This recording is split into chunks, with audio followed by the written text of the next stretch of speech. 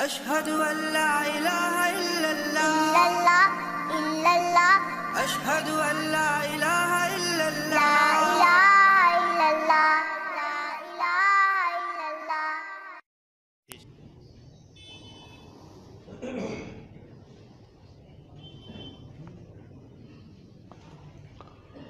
نحمدہ و صلی علی رسول کریم اما بعد سورہ فاتحہ اور درود پڑھ لیجیے۔ اعوذ باللہ من الشیطان الرجیم، بسم اللہ الحمدللہ رب العالمین الرحمن الرحیم۔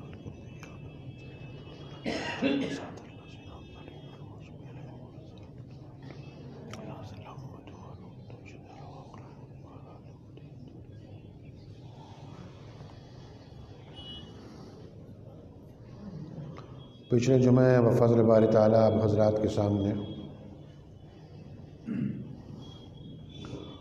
ختم نبوت صلی اللہ علیہ وسلم کے اوپر چند باتیں بفضل باری تعالیٰ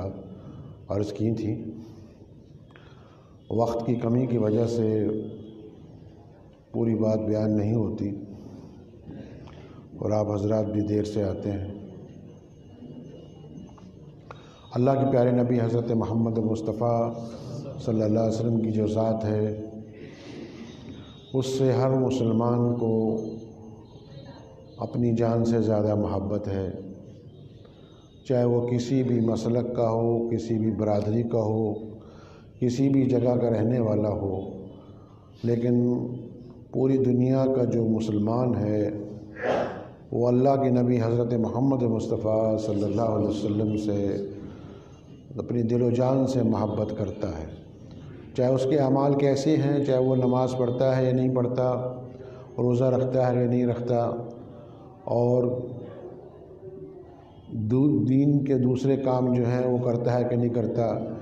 لیکن جب بھی کبھی ہم نے یہ دیکھا پوری دنیا کے اندر پیارے نبی صلی اللہ علیہ وسلم کی جب ناموس کا مسئلہ آیا، پیارے نبی صلی اللہ علیہ وسلم کی ختم نبوت کا جب مسئلہ آیا، تو مسلمان جو تھا اس نے اپنی جانیں کا نذرانہ اللہ کے راستے میں پیش کر کے پیارے نبی صلی اللہ علیہ وسلم کی ختم نبوت کے لیے، ناموس رسالت صلی اللہ علیہ وسلم کے لیے اپنی جان قربان کر دی۔ اور پوری دنیا کی جو باطل پرست طاقتیں ہیں جو کہ لگی ہوئی ہیں اس بات سے کہ پیارے نبی صلی اللہ علیہ وسلم سے مسلمانوں کو علیحدہ کر دیا جائے، مسلمانوں کے دل میں جو محبت ہے وہ کم ہو جائے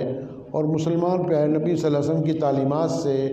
دور ہو جائیں تاکہ ہم ان مسلمانوں کو آسانی کے ساتھ گمراہ کر سکیں۔ لیکن ان تمام کوششوں کے باوجود جو کوششیں جو ہیں باطل پرست پوری دنیا میں کر رہے ہیں، ان تمام کوششوں کے باوجود اس وقت بھی اللہ کے فضل و کرم سے پوری دنیا کے اندر جو مسلمان ہیں، چاہے وہ بچہ ہے، چاہے بوڑھا ہے، چاہے جوان ہے، چاہے وہ کسی بھی جگہ کا رہنے والا ہے، اس کے اندر وہ جو جذبہ ہے پیارے نبی صلی اللہ علیہ وسلم کی محبت کا، اس کو پوری دنیا کی طاقت جو ہے وہ کم نہیں کر سکتی۔ اور انشاءاللہ تعالی جو پرچم پیارے نبی حضرت محمد مصطفیٰ صلی اللہ علیہ وسلم نے جنگ بدر سے پہلے، آپ کو یہ پتہ ہونا چاہیے کہ جنگ بدر سے پہلے کفار مکہ، مشرکین مکہ جو تھے، وہ جو آدمی مسلمان ہوتا تھا اس کو مسلمان ہونے پہ سزا دیتے تھے اور مسلمانوں پہ ظلم و تشدد کی انتہا تھی۔ کوئی آدمی مسلمان ہونے کے لیے ڈرتا تھا، اگر اس نے اسلام قبول کر لیا تو اس کے بیوی بچوں کو تنگ کرتے تھے، اس کو مارتے تھے اور اس کو زخمی کرتے تھے، اس کا کھانا پینا، حقہ پینا سب بند کر دیتے تھے۔ ظلم و تشدد کی انتہا تھی اور جو لوگ مسلمان ہونا چاہتے تھے وہ بھی خوف زدہ تھے کہ اسلام کیسے قبول کریں۔ لیکن اللہ تعالیٰ نے جنگ بدر کے اندر پیارے نبی حضرت محمد مصطفیٰ صلی اللہ علیہ وسلم کی جو ذات ہے، پیارے نبی صلی اللہ علیہ وسلم بذات خود جنگ بدر کے اندر اللہ کے راستے کے اندر لڑنے کے لیے نکلے اور 313 صحابہ کی جماعت تھی، کوئی لمبے چوڑے لوگ نہیں تھے۔ سامنے کفر جو ہے پوری طاقت کے اندر تھا، وہ اپنے طاقت کے اندر، غرور کے اندر تھا کہ ہمارے پاس ہر قسم کی ہتھیار ہیں، ہر قسم کے جانور ہیں، ہم طاقتور ہیں اور ہم مسلمانوں کو کچل کے رکھ دیں گے۔ لیکن اللہ تعالیٰ جس کے ساتھ ہو، دنیا کی کوئی طاقت اس کا کچھ بگاڑ نہیں سکتی۔ تو اللہ کے فضل و کرم سے جنگ بدر کے اندر 313 صحابہ جن کے پاس صرف 8 تلواریں تھیں، جن کے پاس چند ہی گھوڑے تھے، لیکن ان کے اندر وہ جذبہ، وہ ایمان جو تھا جو صحابہ اکرام رضی اللہ عنہ اجمعین کے اندر تھا، کیونکہ انہوں نے جو تربیت حاصل کی تھی پیارے نبی حضرت محمد مصطفیٰ صلی اللہ علیہ وسلم کی خدمت میں بیٹھ کر جو تربیت حاصل کی تھی، اس تربیت کا نتیجہ تھا کہ ان کے دل کے اندر کوئی کفر کا کوئی خوف نہیں تھا۔ وہ ایک صحابی جو تھا وہ پوری دنیا کے کفر سے ٹکر لینے کے لیے تیار تھا، اس کے اندر وہ جذبہ تھا جو عام آدمی کے اندر نہیں ہو سکتا، لیکن وہ صحابہ کرام کی جو جماعت تھی وہ ہمیشہ تیار رہتی تھی اور اللہ کے پیارے نبی صلی اللہ علیہ وسلم کے حکم کو ماننے کے لیے تیار رہتی تھی۔ تو جنگ بدر کے اندر جو اسلام کا جو پرچم پیارے نبی صلی اللہ علیہ وسلم نے اپنے ہاتھ میں میدان بدر میں جو جھنڈا گاڑا، وہ جھنڈا جو مسلمانوں نے اس صحابہ اکرام رضی اللہ تعالیٰ اس جھنڈے کو لے کے آگے بڑھے اور پوری دنیا کے اندر مسلمان جو تھے وہ بڑی تعداد کے اندر پھیل گئے۔ جنگ بدر کی فتح کے بعد یہ سب سے بڑا فائدہ یہ ہوا کہ جو قبائل مسلمان ہونا چاہتے تھے، جو ڈر اور خوف کے اندر بیٹھے ہوئے تھے، جب انہوں نے یہ دیکھا کہ بڑے بڑے چودھری جو اسلام کے دشمن ہیں وہ جہنم رسید ہو گئے ہیں، تو اللہ کے فضل و کرم سے وہ غول در غول جو تھے لوگ اسلام کے اندر اسلام قبول کرنے کے لیے حضور اکرم صلی اللہ علیہ وسلم کی خدمت اقدس میں آنا شروع ہو گئے اور ایک بڑی جماعت مسلمانوں کی بن گئی۔ اور مسلمانوں کے اندر جو نئے مسلمان ہونے والے تھے ان کے اوپر جو خوف طاری تھا کہ کسی طرح کفار مکہ جو ہے ہم پہ حملہ آور ہو جائیں گے، لیکن جب ان کو شکست ہوئی اور اللہ کے نبی صلی اللہ علیہ وسلم نے فتح کے جھنڈا گاڑ دیا اللہ کی طاقت سے، تو وہ خوف جو تھا وہ جاتا رہا اور مسلمانوں نے پوری دنیا کے اندر اس جھنڈے کو لے کے جو جنگ بدر میں جھنڈا گاڑا تھا، اس جھنڈے کو لے کے پوری دنیا کے اندر مسلمان پھیل گئے اور دنیا کے ہر گوشے میں جہاں بھی مشرکین تھے، جہاں بھی اللہ کی تعالیٰ کے منکر تھے، جہاں بھی اللہ کے مذہب کے خلاف، اللہ کے دین کے خلاف جو سازشیں ہوتی تھی، اس تمام دنیا کے حصوں میں صحابہ اکرام رضی اللہ عنہ کی جماعت جو تھی وہ پہنچ گئی۔ اور یہ عالم تھا کہ پوری دنیا میں صحابہ اکرام رضی اللہ عنہ کے گھوڑوں کی ٹاپ سن کر مشرکین اور یہود و نصارہ کانپتے تھے۔ ان کو پتہ تھا کہ یہ جو لوگ آ رہے ہیں یہ جو ہے کسی سے ڈرنے والے نہیں، ان کے دل میں صرف اللہ کے علاوہ اور کسی کا خوف نہیں ہے، ان کے دل میں حضرت محمد مصطفیٰ اللہ تعالیٰ اور حضرت محمد مصطفیٰ صلی اللہ علیہ وسلم کی محبت ہے۔ یہ کسی کی پرواہ نہیں کرتے، نہ اپنے ماں باپ کی نہ بچوں کی، سب کچھ اللہ کے راستے میں قربان کر کے یہ ہمارے اللہ کے راستے میں آتے ہیں، ان کے اندر وہ جذبہ ہے۔ تو اس لیے بڑے بڑے لوگ جو تھے، بڑی بڑی حکومتیں جو تھیں، صرف مسلمانوں کے جو صحابہ اکرام رضی اللہ عنہ کے جو گھوڑے تھے ان کی آواز سن کے کام جاتے تھے۔ تو وہ روب تھا مسلمانوں کا پوری دنیا کے اندر کہ پوری دنیا کی طاقتیں جو تھی اسلام کے سامنے بولنے کے لیے تیار نہیں تھی۔ مسلمان جو تھے بڑھتے ہی جا رہے تھے اور مسلمانوں کی طاقت بڑھتی جا رہی تھی۔ اس کی وجہ یہ تھی کہ وہ مسلمان جو تھے، جو مسلمان آج بھی مسلمان ہیں، آج بھی مسلمانوں کے 60 ملک ہیں، آج بھی مسلمانوں کے پاس فوج ہے، آج بھی مسلمانوں کے پاس اسلحہ ہے، آج بھی مسلمانوں کے پاس پیسے ہیں، آج بھی مسلمان نماز پڑھتے ہیں، آج بھی مسلمان روزہ رکھتے ہیں، آج بھی مسلمان جو ہے تہجد کی نماز پڑھتے ہیں، لیکن ہماری نمازیں، ہماری تہجد کی نمازیں، ہمارے روزے، ہمارا پیسہ، ہمارا سارا کچھ معاملات ابھی تک ہمارے اندر کے معاملات جو ہیں درست نہیں ہیں اور ہمارے اندر جو خرابی ہیں ہم اس کو ٹھیک کرنے کو تیار نہیں ہیں۔ تو اس وقت صحابہ اکرام رضی اللہ عنہ کی جو جماعت تھی انہوں نے وہ ایک مثال پیش کر دی پوری دنیا کے اندر، اور جو لوگ مذاق اڑایا کرتے تھے کہ یہ وہ بدو ہیں، یہ وہ لوگ ہیں پھٹے ہوئے کپڑے پہننے والے جن کی تلواروں پہ میان بھی نہیں ہے، جن کی میانیں بھی پھٹی ہوئی ہیں، یہ کیسر و کسریٰ کو فتح کریں گے، یہ وہ لوگ ہیں جو پوری دنیا کے اوپر حکومت کریں گے، وہ مذاق اڑایا کرتے تھے۔ لیکن جب دیکھا انہوں نے کہ ایک طرف کیسر و کسریٰ کو فتح کر کے مسلمانوں نے پوری دنیا میں یہ دکھا دیا کہ ہمارے پیارے نبی حضرت محمد مصطفیٰ صلی اللہ علیہ وسلم کا جو فرمان ہے وہ کبھی جھوٹ نہیں ہو سکتا۔ پوری دنیا، سورج چاند جو ہے وہ بدل سکتے ہیں، پوری دنیا بدل سکتی ہے، لیکن پیارے نبی صلی اللہ علیہ وسلم کے جو الفاظ کہے ہوئے ہیں، پیارے نبی صلی اللہ علیہ وسلم کے جو ارشادات ہیں، جو ان کا حکم ہے، جو ان کی پیشن گوئیاں ہیں، وہ ہر حال میں پوری ہو کر رہیں گی، ہر حال کے اندر پوری ہو کر رہیں گی۔ تو بخاری جلد ثانی کے اندر ہے کہ بخاری جلد ثانی کے اندر ہے کہ جب تک قیامت نہیں آئے گی جب تک تمہاری یہودیوں سے جنگ نہیں ہوگی۔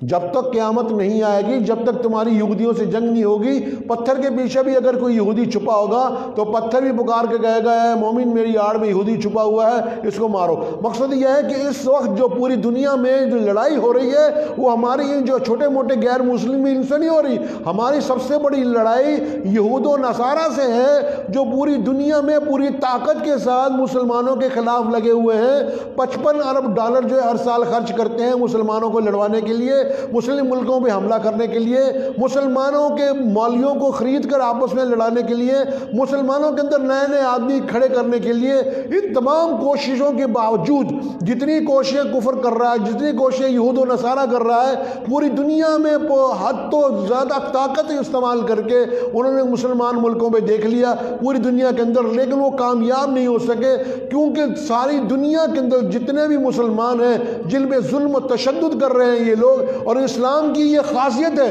اسلام کی یہ خاصیت ہے کہ آپ جتنا اس کو دباؤ گے اتنا ابھر کے باہر آئے گا۔ تو پوری دنیا کے اندر جو مسلمان ہیں وہ اپنی جان کی پرواہ کیے بغیر کسی بھی قیمت پہ ان لوگوں کی جو اللہ اور اس کے پیارے نبی صلی اللہ علیہ وسلم کے مخالفین ہیں ان کی اطاعت کرنے کے لیے ہرگز تیار نہیں۔ وہ اس کے لیے اپنی جانوں کا نذرانہ، اپنے بچوں کا نذرانہ وہ اللہ کے راستے میں پیش کرتے ہیں، وہ ڈرتے نہیں اللہ کے راستے کے اندر جان دینے کے لیے۔ تو ہماری جو لڑائی ہے وہ کسی پہ ظلم کرنے کے لیے نہیں ہے، ہماری جو لڑائی ہے کسی کا مکان چھیننے کے لیے نہیں ہے، ہماری جو لڑائی ہے کسی کی زمین چھیننے کے لیے نہیں ہے، ہماری جو لڑائی ہے صرف انصاف کے لیے ہے کہ اللہ کے نبی صلی اللہ علیہ وسلم جو دین لے کر آئے اس دین نے جو دعوت دی ہے اس دعوت کو قبول کرنے کے لیے ہم کہتے ہیں کہ اس دعوت کو قبول کر لیں، کیونکہ ہم یہ کہتے ہیں کہ اللہ ایک ہے، اس کے علاوہ کوئی عبادت کے لائق نہیں، اس کے علاوہ کوئی سپریم پاور نہیں، نفع نقصان کا مالک اللہ ہے، پتے پتے کا مالک اللہ ہے، ذرے ذرے کا مالک اللہ ہے، اللہ کے علاوہ کوئی دینے والا نہیں۔ ساری دنیا مل جائے کسی کو مارنے کے لیے تو دنیا کی کوئی طاقت اس کو ختم نہیں کر سکتی، اور ساری دنیا کسی کو بچانے پہ لگ جائے اور اللہ کا حکم ہو یہ مرنے والا ہے تو کوئی اس کو بچا نہیں سکتا۔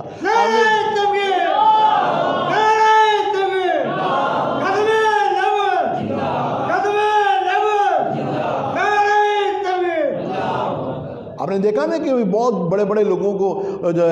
جو بڑی بڑی حکومتیں ہیں انہوں نے مارنے کی کوشش کی لیکن وہ نہیں مرے۔ ان کے پاس ایسی مشینیں بھی ہیں کہ وہ زمین کے اندر 70 فٹ تک دیکھ لیتی ہیں کہ زمین کے نیچے بھی کیا ہے، اوپر کی بھی ہے، سب کچھ کوششیں کر کے دیکھ لی لیکن وہ نہیں مل سکے ان لوگ جن کی وہ تلاش میں تھی، کیونکہ اللہ تعالیٰ جس کو رکھنا چاہے دنیا کی کوئی طاقت اس کو نہیں مار سکتی۔ ہمارا ایمان ہے، مسلمانوں کا ہمارا ایمان ہے۔ آپ نے دیکھا نا وہ جب ایران کو فتح کرنے کے لیے جب سعد بن وقاص رضی اللہ عنہ گئے تو دیکھا کہ سامنے بہت بڑا سمندر تھا، نہر تھی،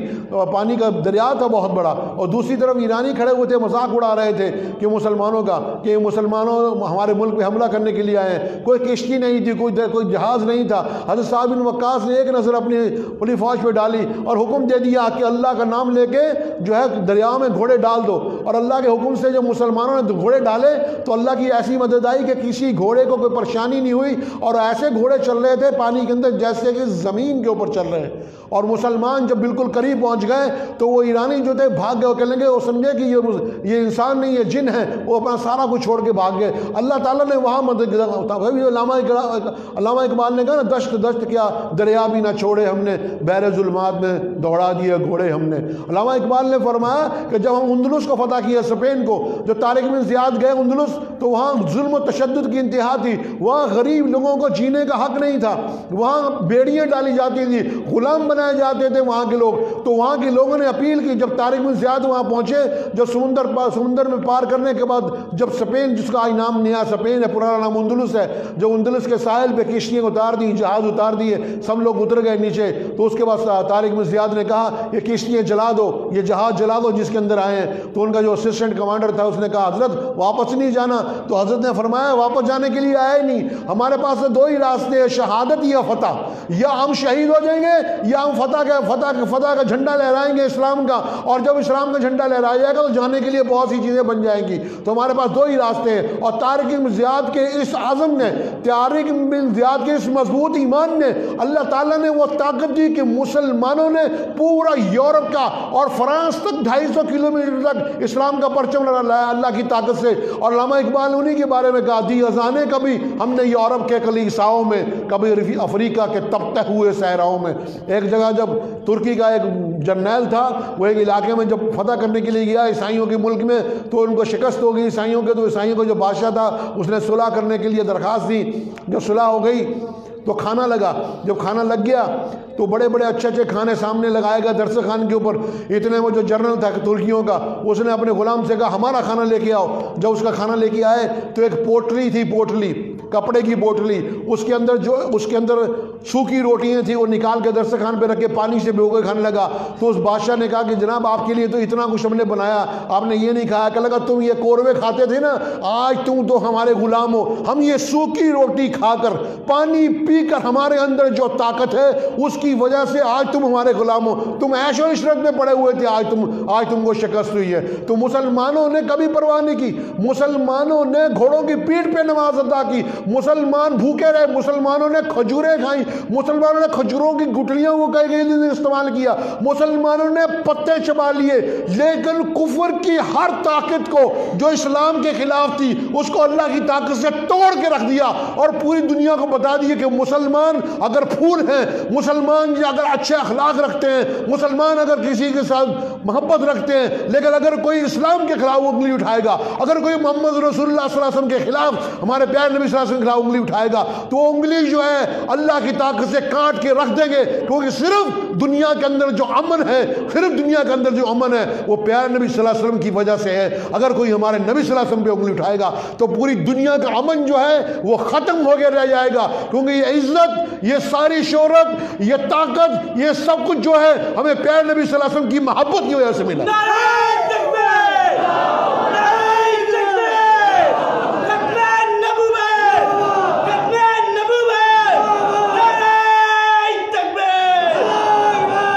اللہ کے پیارے نبی صلی اللہ علیہ وسلم کی جو ختم نبوت ہے اس کے لیے اندر ہر مسلمان کا کامل ایمان ہے، کامل مضبوطی کے ساتھ مسلمان جو ہے اس کے لیے ہمہ وقت تیار رہتا ہے. ہماری آنکھیں کھلی رہتی ہیں. ہماری آنکھیں کھلی ہیں اللہ کے بندو، ہماری آنکھیں کھلی ہیں. اور یہ جو مرتد ہے، جو مسلمانوں کے دشمن ہیں، جو پیارے نبی صلی اللہ علیہ وسلم کی تاج نبوت پہ ہاتھ ڈالتے ہیں، ان کو ایک بات بتانا چاہیے کہ مسلمان کسی قیمت پہ ہمارے پیارے نبی صلی اللہ علیہ وسلم کی شان میں گستاخی برداشت نہیں کر سکتا. ان کی تاج نبوت پہ جو بھی ہاتھ ڈالے گا ہم لڑتے رہیں گے، زندگی کے آخری ہم تک لڑتے رہیں گے. اگر ہم شہید بھی ہو گئے اتنی بات یاد رکھو، ہماری روحیں بھی لڑیں گی تمہارے خلاف. ہم تمہیں کسی بھی جگہ چین نہیں لینے دیں گے. ہر جگہ ہر مقام پہ مسلمان اپنے نبی صلی اللہ علیہ وسلم کی خاطر اللہ کے راستے میں جان قربان کر کر یہ پوری دنیا کو بتا دے گا. آج کے دور میں اگر دنیا میں کوئی سپریم لیڈر ہے، آج کے دور میں اگر دنیا میں کسی کی طاقت مانی جاتی ہے، آج کے دور میں اگر کسی کے نام پہ دنیا میں کوئی جان دے سکتا ہے تو وہ پیارے نبی حضرت محمد مصطفیٰ صلی اللہ علیہ وسلم کی ذات ہے، اس کے علاوہ کوئی نہیں.